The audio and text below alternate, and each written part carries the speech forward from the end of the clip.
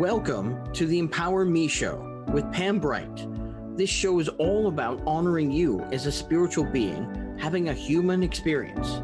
You are here for a reason, and it's no mistake that you are here on earth right now. Spirit has guided you to this very moment in time, so you could hear the messages Pam is about to share with you.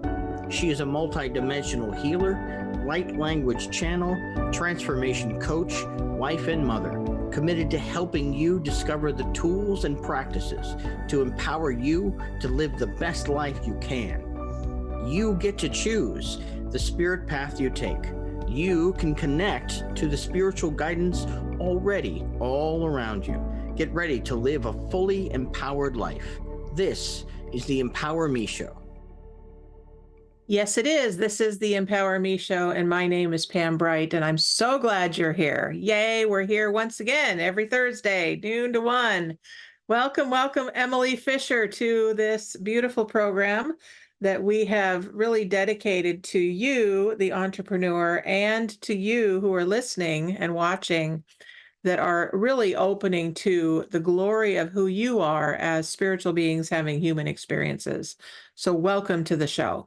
I'm so glad we're all here together as a human family to experience the next steps for all of us on our journeys.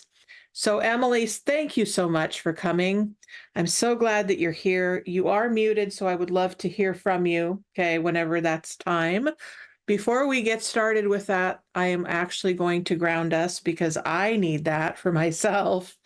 And I know that it's important that all of us kind of regroup as we're going through our days and having different experiences in life. Sometimes we can get really distracted with getting back into where we live inside of our hearts. So as you can, if you can close your eyes, that's great. If you need to stay focused on driving or being at work or whatever you're doing, then go ahead and be safe and do that. But I personally am going to close my eyes because I can. I'm nice and grounded in my chair, in this room, in this apartment, and I'm just bringing all of my focus from the outside and all of the activity of the morning, and I'm bringing it back into my center, in the core of who I am. And I invite you to use your breath, your sacred breath, as you start just gathering, and you might even put your hands out and start gathering the pieces of yourself that might have gotten fragmented from you, and just start pulling them back in from wherever they are. Might be with other people, might be in other practices, might be in other projects that you're doing. Just gather them, invite them gently to come back in, bringing them all back home into this sacred vessel. And as you gather them all in, feel that you are getting more centered as you do that.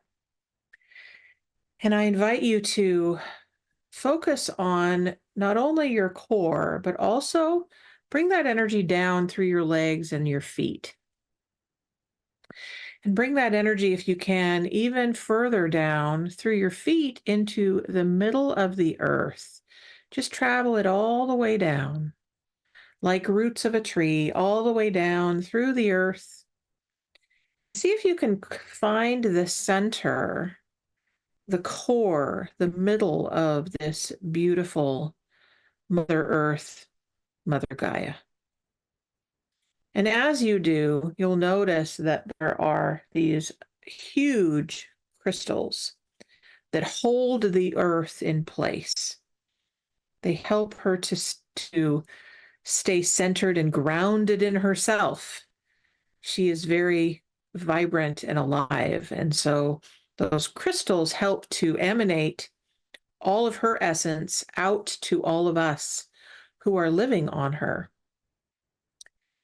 And we ask those crystals to now allow our essence to wrap ourselves around them. And so I like to, because they're big enough to walk on, I actually lay down on these crystals. and I wrap my arms around them. I see them as huge cylinders. Like, here's a cylinder for you for a visual. Imagine that there's another pointed end on the other side of this cylinder. And I just wrap my arms around these huge core crystals and feel their energy. And as you do that, I'm just going to bring us into that essence with light language for you. Through me, it's called bright language, so that you get my essence as well. Eta sarekia nuku papai chino mopo chena maside. Untena makana itena makia undeza na mai. Kunde sana maki e na maki shena ma itena usata ne she tapame ine. Kusena mana kie taramaiki sarabahi.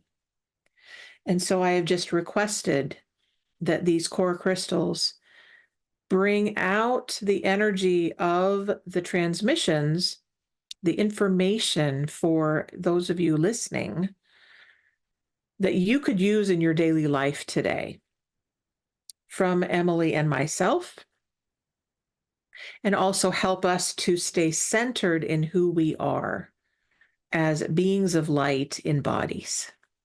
Etarashitanamaki mba de se dia unte kanaki e sanamaki I ina sonte sanama ikinamaki inamakia kia kia.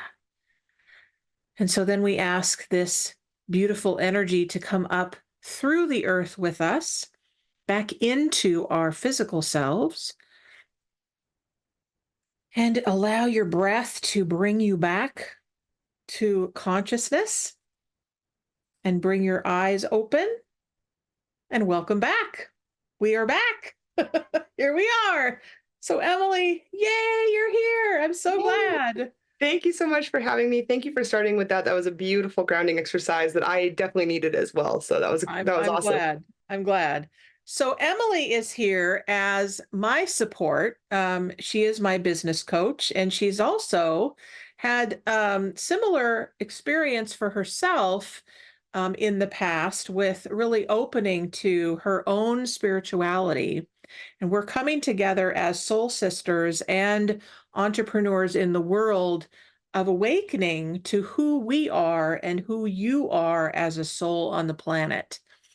So we have come together because we want to share our near-death experiences with you and how that has actually influenced our lives individually and collectively to birth our service to the planet. So welcome, Emily. I'm so glad you're here. And I would love to hear, the listeners would love to hear too, kind of what brought you to this place, and what was it like as a child, kind of what happened as far as your spirituality went, and then really bringing us to the place of this, what we call our near-death experiences. So why don't you share with us about where you've been in your past? I would be happy to do that. I'm going to take one brief moment because I'm worried I might have some audio interference. So Give me 1 second to fix that. I'll be right back. 1 second. 1 second. Okay. So I am going to show you guys this amazing shirt that I have on. This is heart, and there's wings that are attached to the heart. There's a cross in the center, and it says everlasting love on there. And I thought that would be an appropriate shirt for you because that's what I embody for the planet, is the light and love of God's source. So that's what I'm here to bring for you to this moment. And why don't you tell us, Emily, a little bit about you as a child and what brought you to today? Yeah, thank you so much. So definitely, especially on the spiritual track, my childhood, my family was very open to spirituality, but we didn't really have one that we practiced as a family. And so, I went to church here and there. And I think that my parents may have brought us as kids a few times, but really it was very open to exploration. I will say that my dad raised us from a little bit of a Native American tradition as far as nature and our connection with nature being a huge spiritual component, and just seeing the beauty in life around us, having this kind of interconnectedness. But it wasn't something that we talked about. It was kind of just how he felt, and we got glimpses of it here and there. I So, see. yeah, as I got older, I explored more of the traditional religions. And what I found was that I wasn't having the same experiences that a lot of people reported, right? Like I would go to church and people talked about hearing God or having this intimate connection. And I'm over here like, I am praying and I am not hearing anything. So that was really frustrating. And after that, I went through a period of atheism and agnosticism, just being, like, what are you guys talking about? Like, if God isn't interested in talking to me, or like, what's wrong with me that this isn't working? And I went through that period for quite a while. Now, that brings us to my near-death experience, which I had at 25. I just graduated from college. I was in my first, real full-time job.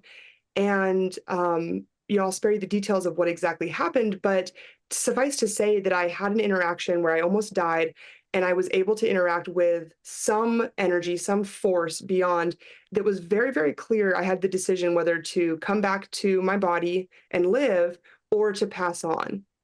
And again, I'm sure we're going to dive into the details of that a little bit more deeply. So I'll kind of, skim over it for now. That is really what opened this sense of spirituality for me, where I realized that when I had been looking for God in church, I was looking for someone else's version of it. I was Oh, looking for yeah. something rather than listening for something.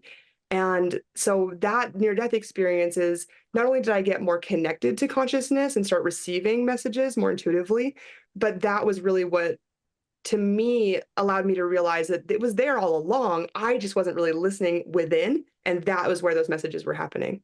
I see. Well, that's really great. Thank you for sharing that. So, we had a similar experience together with that whole thing.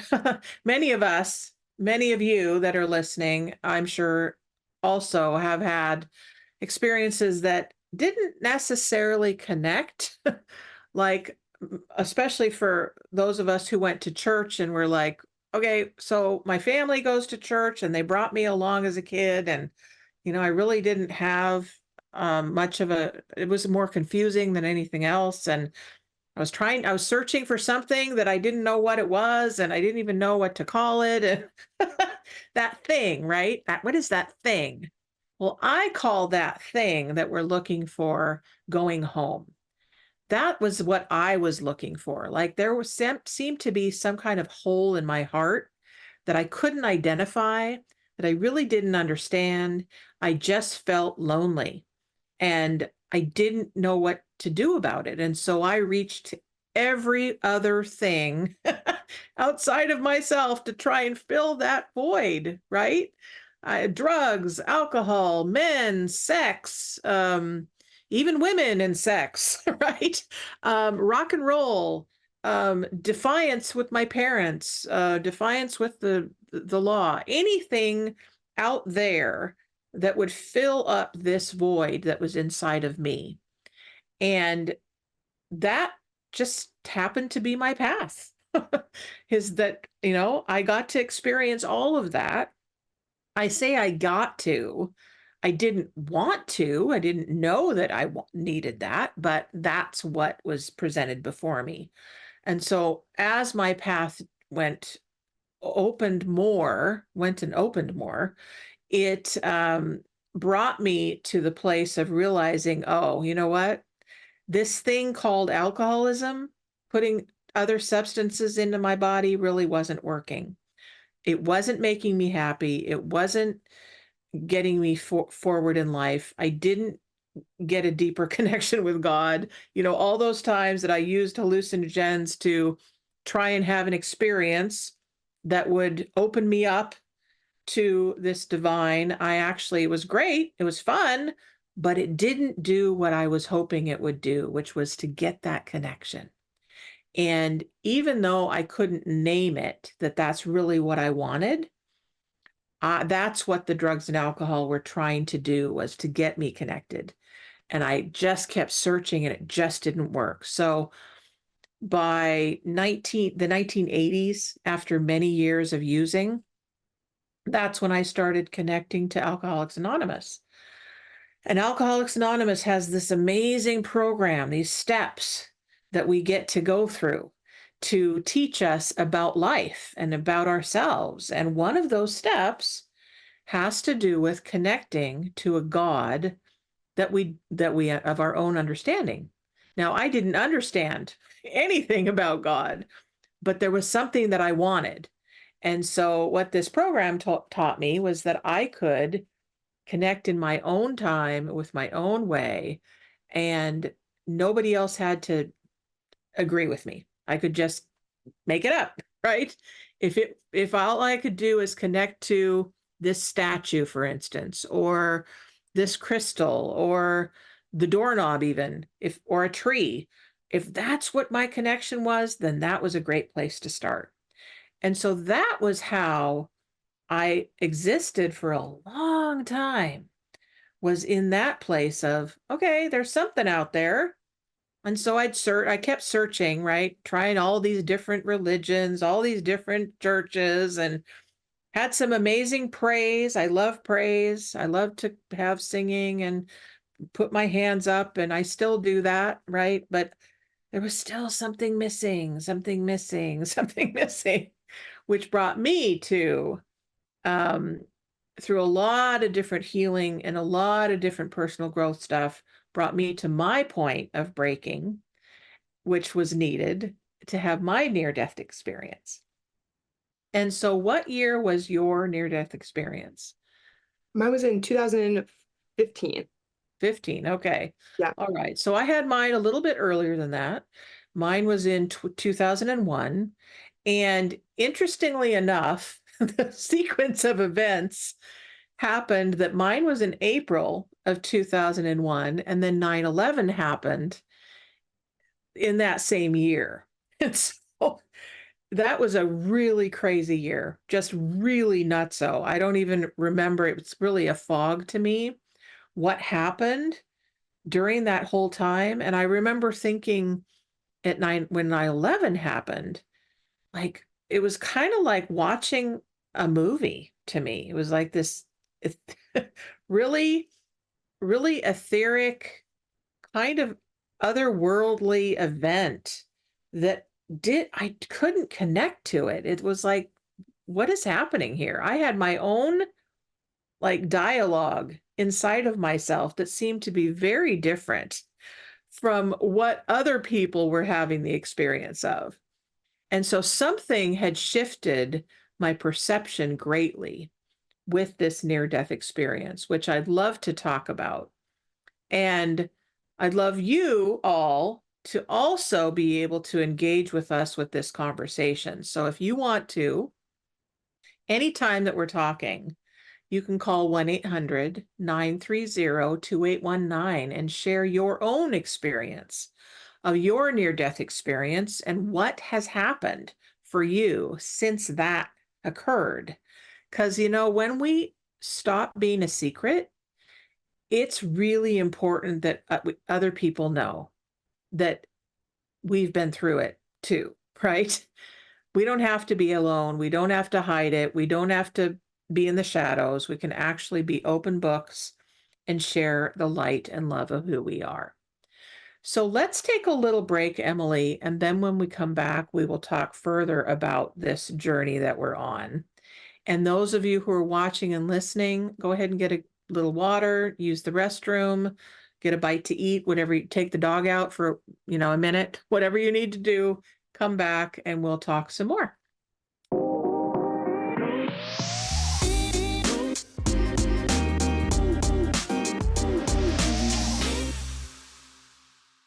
Welcome back. So I am here with Emily Fisher, and we are talking about near-death experiences and where we've been prior to and where we are now and what's happened in between. So any one of you who wants to connect with us, we are open books and we are ready to have your call anytime that you want to call in. You can also write in to Transformation Talk Radio on the chat line, and we'll get your information and have a dialogue. Okay. So, Emily, we were talking on the break about our use of drugs and alcohol and what has occurred with that. And for all of you listening, please know that there is absolutely no judgment over here with anything we're sharing. So if your little judgers are going on in your head, put them aside. Just let them sit out this conversation and just listen with new ears and know that we are ready to engage with you on whatever level you can hear us, and whatever your experience is perfect for you. So, Emily, tell us about um, what were your coping mechanisms? That's the best way to put it. What are your coping mechanisms for your life that you found were not working as well as you'd like them to, were kind of, kind of off-putting, kind of unsettling? And then how did healing start happening once you opened to your own healing journey? Yeah, I love the way you phrase that because before my injury, my near-death experience, which also involved a fairly significant injury, I was a workaholic. Like that was my coping mechanism, was being very go, go, go. I was very driven, very high energy. And with this injury, I was bedridden all of a sudden. So I had this magnitude of energy and nothing to put it into. And I think that was one of the hardest parts of being injured for me, was just that inability to really like channel a natural flow of energy anywhere in my life. So I had never been before that someone to excessively use drugs or alcohol. I drank here and there, like, would go to a party or go out dancing, but really like I didn't use either one at all. And after my near-death experience, I had fairly severe symptoms that lasted for a few years. They were very challenging for me. And along that journey, someone recommended to me that I try cannabis in a medical capacity, and just see if that would help. Well, it did. It was massively helpful, actually. It really was a turning point I had been to so many doctors who said, you'll never get better, that this is damage done that will never heal, that this is just the standard of life you should expect for yourself. And it turns out I was so committed, by the way, that they were wrong. I was so committed that it wasn't going to be that way, that when someone started recommending plant medicine, I was very open to it. And cannabis was incredibly helpful for me at that time. It really allowed me to start a healing process involved with spirituality. Like, it was one of the openings for spirituality for me as well, which later led to troubles. So like we were talking on the break, cannabis was very therapeutic and very healing for me until it wasn't. And it took a lot of discernment to recognize that period in my life where I was no longer using it for healing. I was using it for recreation or to recreate that spiritual experience without looking inward, just like Mm, exactly like you mentioned. So yeah. yeah, it's a great question, and one that I love to let people know about, because with each of these things, we talk about light and dark sides. Cannabis has a very light side medicinally. It has a lot of benefits to it. And I think that we have to know for ourselves when it's no longer about that and when it's become more of a form of avoidance or not doing that inner work. Absolutely, absolutely. And I would say that with anything. That is true with anything in life, right?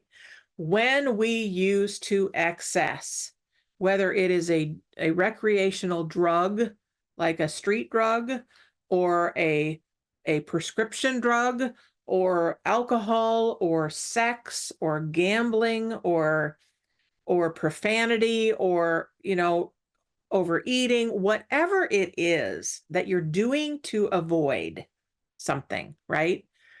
And yes, when we have a perspective of, I'm going to do this for this, and it's for healing, right? That's great. Then when it stops working and our perspective changes, I think that's the point when we get to regroup. Why do you think I go every time at the beginning of the show to center? Because I personally can get really scattered and really out there and really like not focused. And for me, that's when I need to come back in, take a breath, pause, and go, what is happening? Am I doing what I need to do for my own self, for my own healing, for my own journey?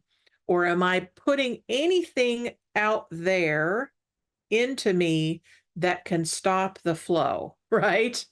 Because if I'm up against it and I'm scared or I'm afraid, if I'm afraid or I'm in shame or I'm guilty or I'm avoiding something, then I'm going to eat more.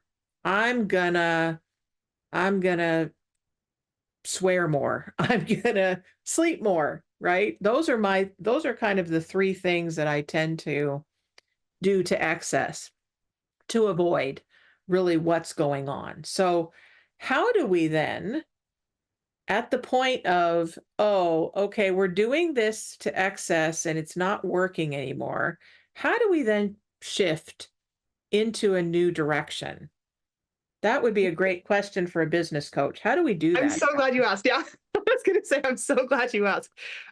So yeah, so the perspective that I have is that every single time we do something like that, it's just an opportunity to examine what we haven't processed yet. It's just an opportunity to examine what's coming up for us, right? And so it's really a blessing in disguise. I tell people all the time, I don't believe in self-sabotage. I don't think it's a real thing, because when we have these like self-sabotaging behaviors, really what we're doing is going to the best strategy that we have to get through something.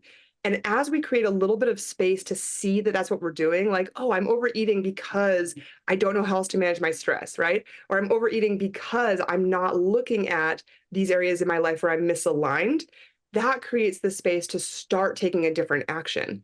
And rather than having this self-blame, like you mentioned, the shame, the blame, the self-sabotage label that can be very like self-deprecating, we can view it as like my consciousness is doing everything it can to evolve, and it's going to keep showing me those patterns until I'm able to look at them. And then Mm, that's just that space to look at them, to choose something different, to try something else. And you know what? Maybe you'll come back to that pattern. Maybe that doesn't work, but you're going to keep getting that opportunity to shift. And then one day you just will. For I love me, like, that. yeah, I love that. Yes. So we yeah. are talking about solutions, people. Okay. I know how easy it is to stay in the place of being a victim, right? And thinking we have no choices, right? I have people in my life that feel like they have no power, they have no choices, and it's really sad to me. And I am notorious for believing that every single person has a solution. They can get it, right? We have so much support that's available to us all the time. And in 2024, it's really important for you to hear that. I really want you to get this, okay? That there's more support than there ever has been. I really believe that. So if you're feeling like, oh my God, I don't know what to do, reach out. Reach out to somebody that you know, somebody that you've heard, right? People that say they're in the solution and are available to be support to you. Reach out. Reach out somehow, some way. The internet is amazing at being able to access what we need. YouTube, books, music, podcasts, um, radio show hosts. What else? What else have you used for support, Emily? Well, yeah, if I may, I gave the link I sent over for that, create your life workbook that I provided for your listeners. That's a great resource, honestly, to start with, because it really comes back to this heart of empowerment. And, it's this idea that each of us are still alive. Like, we've had near-death experiences, Pam. We know that there's a reason we're here. Each of us Mhm. who are alive have power. That is inherent in our being. So it's really just a narrative that we have about disempowerment and lack of options. And like, trust me, I've been there. I was living in a barn, unable to read after my near-death experience, like I've been in the depths of feeling powerless. And even in those moments, like, you can start to have control over something, your thoughts. You can start to repeat a different thought to yourself. You can start to explore the essence of what it means to be a human being in your exact circumstances with your exact constraints, and just start like, what could be possible from where you are right now? I think that's a beautiful question to ask ourselves. I love that. Okay, good. And since you mentioned your giveaway, anybody any of you who got that, call us. Call Emily. She wants to talk to you, right? She's got something to give you. She's an open book. Here we are, right? Now, if they contact you on your website, do they still get that giveaway? Yeah, oh yeah, absolutely. Yep, reach Okay. out on the website, reach out on Instagram, mention where you heard me, but I'd be happy to share it. It's a really highly valuable gift that I am really happy to share. Awesome. Yay. Yeah. Super. All right. So let's go back into, because we have time, just to give you, I'll give you a little bit of details. I think those of you who've been following me for a while have heard this, so don't get bored, but I'm going to tell it again because it's time. So a little bit of details about my experience with my near-death experience. So prior to having it, I will tell you that I was on a healing journey already because I had put down the drugs and alcohol, and I was really soaring with my spirituality, like opening to, oh my goodness, I am here to be of service and I'm here to rock on. And I've got this business idea. And, the name of the business was the Touch of Life Transformation Center. And that, like, this whole world of possibilities was opening. And at the same time, I wasn't taking care of my physical vessel. Okay. So because I wasn't taking care of my physical vessel, I wasn't taking care of the condition that I had called high blood pressure, hypertension. Okay.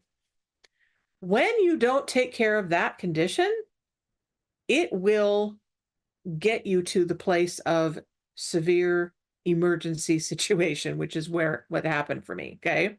That was the basis of me getting to the emergency room, having the EMT, the guy in the emergency room, look at me straight in the face and say, "You are going to have a stroke." It chilled me to the core when he said that, because it was like the word of God just came down and said that to me. Now, I did not have a clue what that word meant. I didn't know what a stroke was. I had no idea what a stroke was. I'd heard of a stroke. I didn't know what it was connected to, but something in him knew that that's where I was headed. Right? So that was the beginning of the opening, or the turning point for me.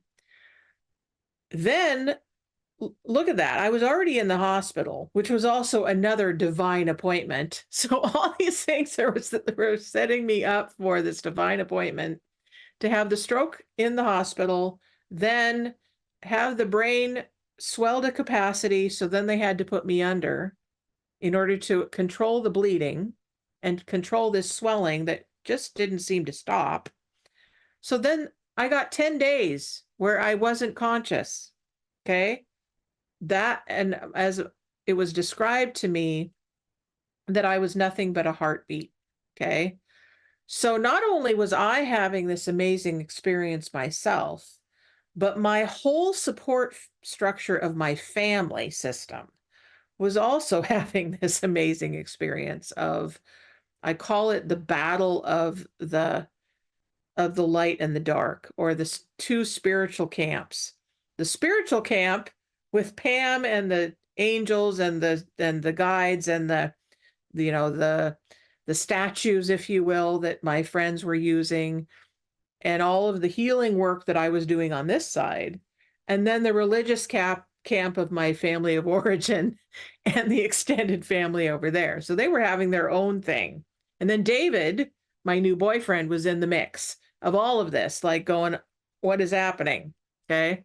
So that's kind of the setup that was happening as I was having my own experience, right? And when in my own experience, I was having what I call my powwow with the angels.